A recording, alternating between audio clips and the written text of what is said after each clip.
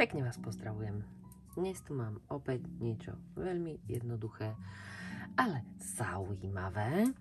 Takéto krásne pestrofarebné štvorce, hačkované, jednoduchý vzor vhodný aj pre začiatočníkov. Nič komplikované, len spojenie materiálov a gerény skvér háčkovaného trošičku inak s takým tým plnším vzorom na striedačku s takýmito okienkami.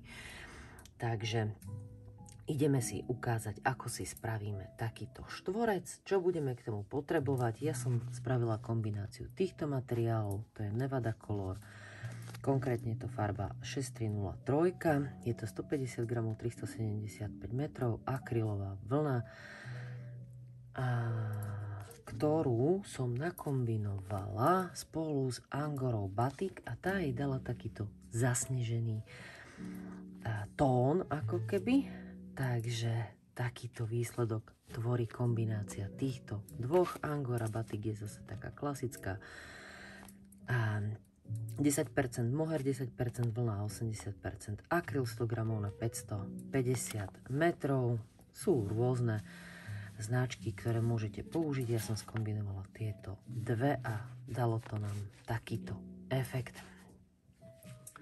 Poďme si ešte povedať veľkosť háčika. To je 6 mm háčik, ktorý v kombinácii s týmto materiálom nám vytvoril úžasný štvorec. Vzor je z mojej super jednoduchej háčkovanej deky.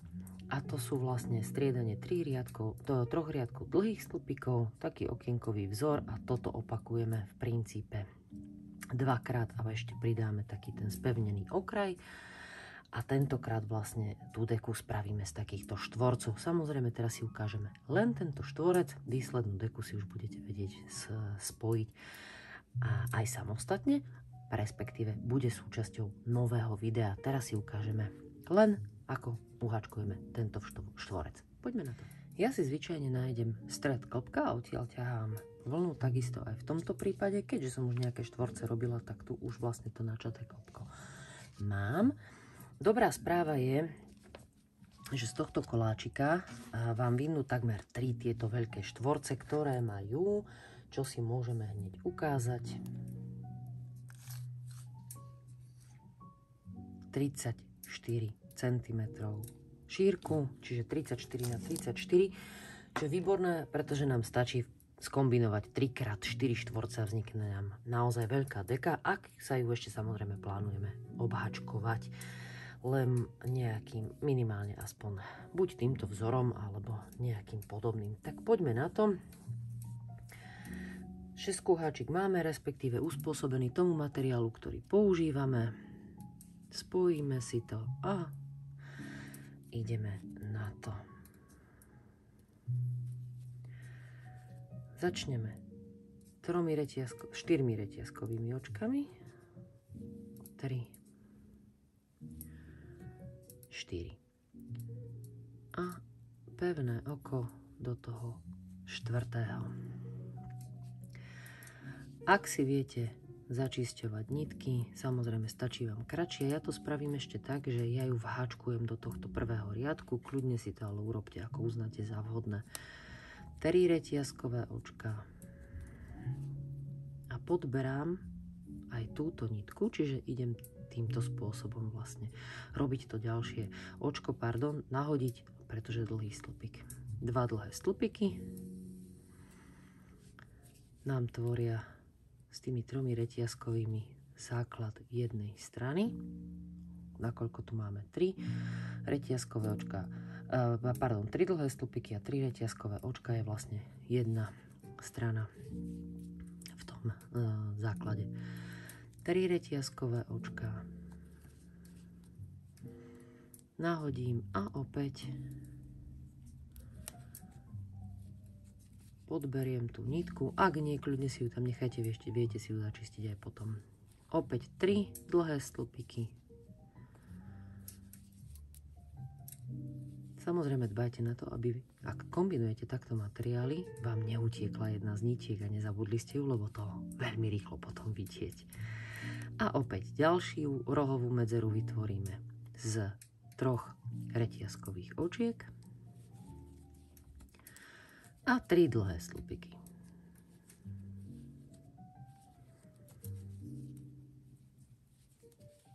Tretia strana. A ešte nám zostáva posledná, takže potrebujeme 2 rohové medzery samozrejme, lebo tu sme začínali priamo tou stranou. 3 reťazkové očká, 3 dlhé stĺpiky a ukončíme to 3 reťazkovými očkami, ktoré pevným okom pripojíme 1, 2, 3 do posledného tretieho tohto reťazkového očka tam, kde sme začínali. 1, 2, 3, takže do tohto. Tak, mám obidve pevné oko. Tak, čo ja ešte robím, to už ste si pri mne zvykli. Pri týchto štvorcových vzoroch je, že vždy sa presuniem do protiľahlej medzery a tým pádom vlastne mi tu nezostáva ten šev, ktorý pri háčkovaní vzniká. Takže pevnými očkami jedným, hop, ešte raz, áno, to je tá kombinácia, takže jedno pevné oko, druhé pevné oko a tretie pevné oko a presunuli sme sa do tejto rohovej medzery, od ktorej vždy budeme začínať nový riadok. Čiže všetky riadky vždy sa presuniete do tejto rohovej medzery a odtiaľ začínate. Preto nám ten štvorec samozrejme je takýto hladučký, čiže nikde nemáme tento stredový šev, ktorý by nám tu vznikal, keby sme hačkovali vlastne tam, kde sme skončili riadok a to je tu. Tuto by sa mi vytváral ten šev. Takže ja to takto zakamuflujem a ide sa na ďalší. Ďalší riadok, ako aj ten nasledujúci, je tvorený z dlhých stĺpikov, čiže taký plný riadok. Ukážeme si len jeden, druhý si pre kratšie video spravíme samostatne, alebo teda respektíve vy si pozastavíte video a dorobíte si ten riadok, nakoľko bude totožný ako tento. Takže, potom ako sme sa presunuli, spravíme 3 reťazkové očka, ktoré nám budú tvoriť vlastne prvý stĺpik a rohová medzera je zložená pri tom prvom začiatočnom rohu z 3 reťazkových očiek dlhého stĺpika, 3 reťazkových očiek a ďalších 2 stĺpikov do tej rohovej medzery. Takto nám bude vyzerať každý jeden roh, tento prvý začiatočný. Áno, je nepodstatné, či je to plný riadok alebo tento okienkový. Každý jeden bude rovnaký. Následne do každého očka urobíme dlhý stĺpik.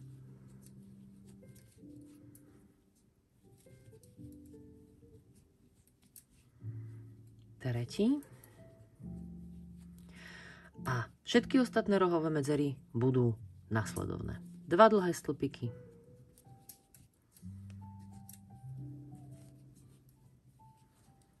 3 reťazkové očka.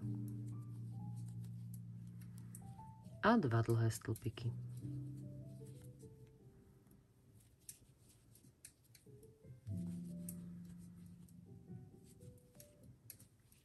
A už teraz len opakujeme. Pretože už nasledujúce strany sú rovnaké. Do každého očka v plnom riadku zloženom z dlhých stĺpikov spravíme do každého očka dlhý stĺpik a do rohovej medzery 2 dlhé stĺpiky, 3 reťazkové očka a 2 dlhé stĺpiky. Naozaj nič komplikované, úplne jednoduché. Tým, že som zvolila takýto farebný materiál a vykombinovala ho vlastne s touto mohérovo-akrylovou vlnou, tak nám to spravilo taký ten ešte zaujímavejší efekt, ako keby takého zasneženého, ideálna deka na zimné obdobie, čo poviete. Opäť som v rohovej medzere a teraz vlastne v poslednej, to znamená robím posledný roh, 2 dlhé stĺpiky, 3 reťazkové očka a 2 dlhé stĺpiky. Toto bude špecifická časť, lebo tu máme ešte v každom očku vlastne to pevné oko, v tomto základovom riadku. Tu už budete mať samozrejme len v týchto dvoch, čiže už len v dvoch, tuto sú ešte 3. Takže tu si musíme nájsť to očko, do ktorého vlastne spravíme ten dlhý stĺpik, lebo to pevné očko nám to trošlinka stiahlo, ale samozrejme nie je to nič komplikované. Len si ho pekne nájdeme a spravíme aj do týchto očiek, do každého jedného dlhý stĺpik. Posledný. Tak. A opäť ukončím riadok pevným okom do tretej reťazky, alebo do tretieho reťazkového očka toho vlastne toho úplne prvého, ako keby dlhého stĺpiku. Vidíte? A sa mi to schovalo, že nie je tam ten spoj. Takže jedno pevné oko, druhé pevné oko a som opäť v rohovej medzere a ideme robiť ešte jeden tento riadok presne taký istý, ako sme spravili tu, len samozrejme tým, že sa nám navýšil počet očiek, do každého jedného urobíte dlhý stĺpik a stretneme sa na začiatku tohto okienkového riadku, ktorý si ukážeme, ako sa robí. No a keď máme hotový tretí riadok, takže máme 3 riadky s dlhými stĺpikmi, také plné, ideme na tento okienkový. Berte to video tak, že to vysvetľujem aj pre začiatočníkov, ktorí to potrebujú troška podrobnejšie. Vy šikovnejšie si samozrejme viete preskočiť, respektíve to už ovládate dávno, takýto jednoduchší štvorec, keď sa na ňo pozriete. Každopádne ideme si to vysvetliť. Presunuli sme sa samozrejme do rohovej medzery a čo nám zároveň zabezpečí tento riadok? To, že bude kontrolný. Nakoľko? Vždy nám musí vychádzať nepárny počet očiek v riadku, pretože mimo tej rohovej medzery a týchto dvoch dlhých stĺpikov tu v rohu a tu v rohu vždy musí byť na začiatku aj na konci riadku jeden dlhý stĺpik. Ak sme sa niekde pomýlili a ubrali sme jedno alebo očko, alebo sme ho pridali a zabezpečili sme tým, že nám vznikol párny počet očiek, tak okamžite to zbadáte, pretože vám to nebude vychádzať a tým pádom vám vlastne tuto na konci riadku, keď ho dokončíme, vznikne, že medzera a to nebude dobre. Tak toto bude vlastne ten kontrolný riadok, ktorý nám pekne odkontroluje tú vzorku. Začiatok, ako som hovorila, je vždy taký istý a rohová medzera na začiatku riadku je totožná. 3 reťazkové očká, dlhý stĺpik, 3 reťazkové očká a 2 dlhé stĺpiky. Toto sa nám nemení, či je to plný riadok alebo okienkový. No a teraz ideme na to. Hneď do prvého očka ideme urobiť dlhý stĺpik a potom urobíme reťazkové očko. Keďže tu vlastne máme jedno očko, toto musíme vynechať, nad ktorým je to reťazkové očko. A nahodíme si, vynecháme a do toho nasledujúceho urobíme dlhý stĺpik.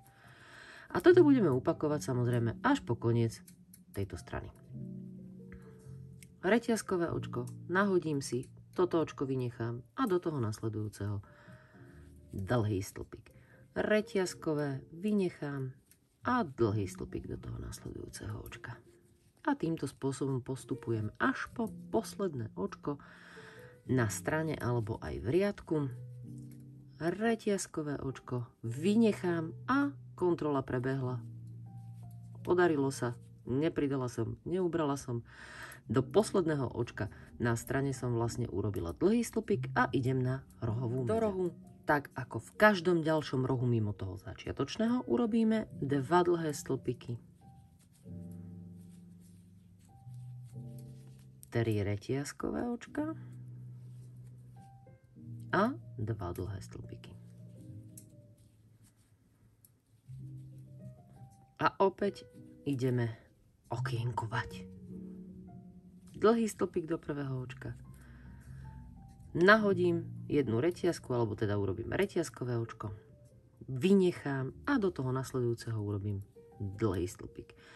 Reťazka, vynechám, do nasledujúceho dlhý stĺpik.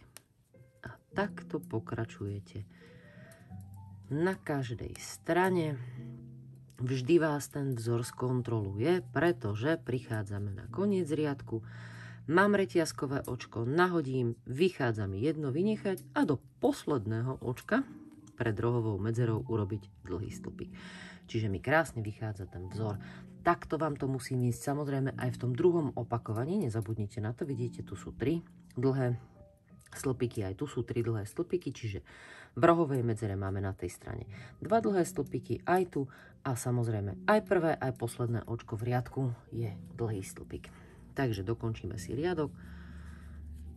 2 dlhé stĺpiky, 3 reťazkové očká a 2 dlhé stĺpiky do rohovej medzery. Toto sa nám nemení. A ešte jedenkrát vám to ukážem. Takže do prvého očka dlhý stĺpik, reťazkové očko, nahodím si, vynechám očko a do nasledujúceho dlhý stĺpik.